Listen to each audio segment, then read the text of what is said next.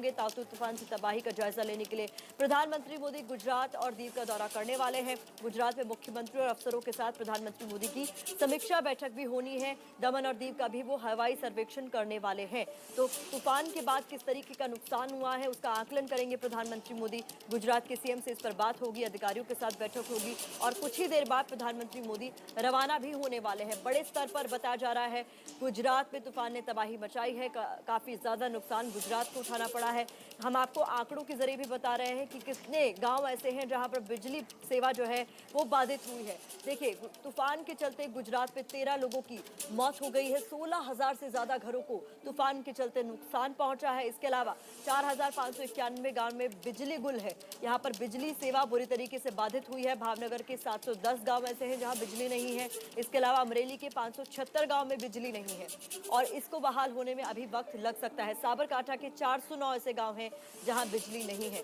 ताउते के बाद की तबाही की तस्वीरें भी हमारे पास आ रही हैं। बिजली सप्लाई के 3,731 फीडर बंद हो गए हैं। 41,821 बिजली के ट्रांसफार्मर ऐसे हैं जिन्हें नुकसान पहुंचा है और 72,000 से ज्यादा बिजली के खंभों को नुकसान पहुंचा है। 40,000 से ज्यादा पेड़ उखड़ गए हैं ताउते तूफान के कारण और यही वजह है कि प्रधानमंत्री मोदी हवाई सर्वेक्षण करने वाले हैं। नुकसान का आकलन करेंगे, जायजा लेंगे।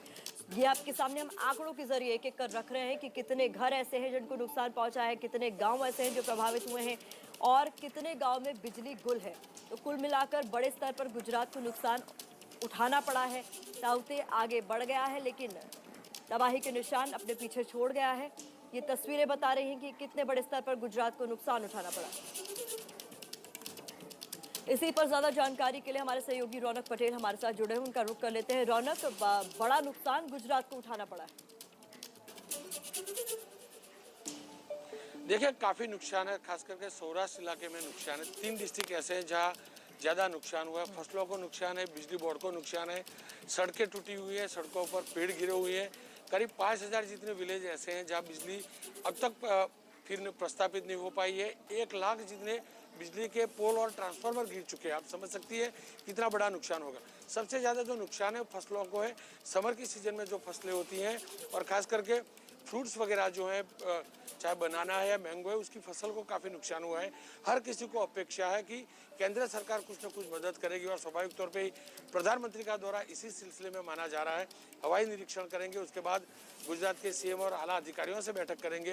स्वाभाविक तौर पर नुकसान का आकलन भी होगा, नुकसान को लेकर चर्चा भी होगी और अपेक्षित है कि केंद्र सरकार की ओर से कुछ न कुछ राहत पैकेज गुजरात के लिए खास घोषित किया जाएगा। जी रौनक, आप लगातार नजर बनाए रखे हालात पर। देखिए, आज की बड़ी खबर यही है कि प्रधानमंत्री मोदी गुजरात पहुंच रहे हैं। अब से कुछ देर बाद वो रवाना भी हो जाएंगे और बड़ा अपडेट रौनक ये दे रहे हैं कि बड़े स्तर पर गुजरात को नुकसान उठाना पड़ा है। चाहे फिर वो फलों की खेती हो उसको नुकसान उठाना पड़ा है, जो कि गर्मी का मौसम है, आम और केले की फसल इस समय पर होनी होती है और उसको बड़े स्तर पर नुकसान पहुंचा है। 5,000 से ज्यादा गाँव ऐसे हैं जो प्रभावित है। रौनक, एक बड़ा अपडेट ये भी है कि मुख्यमंत्री के साथ भी, चूंकि गुजरात के मुख्यमंत्री के साथ भी प्रधानमंत्री की बैठक होनी है, इस दौरान क्या कुछ उम्मीद गुजरात के मुख्यमंत्री कर रहे हैं गुजरात के लिए, इस हालात से निपटने के लिए?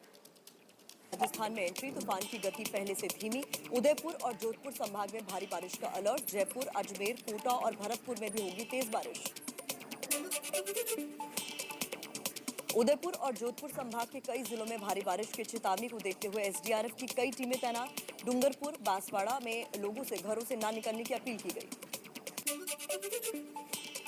गृह मंत्री अमित शाह ने तूफान को लेकर राजस्थान के सीएम अशोक गहलोत से बात की, तैयारियों की जानकारी ली, केंद्र से हर तरह की मदद का भरोसा दिया।